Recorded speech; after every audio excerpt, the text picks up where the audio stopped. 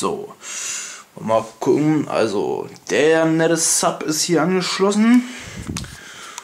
Denn der hier oben auf dem Regal, der hier hat leider ein Gehäuseproblem. Da ist nicht dicht. Den können wir nicht verwenden. So, drehen wir mal ein bisschen auf. Machen wir mal den Gläser- und Zittertest im Haus.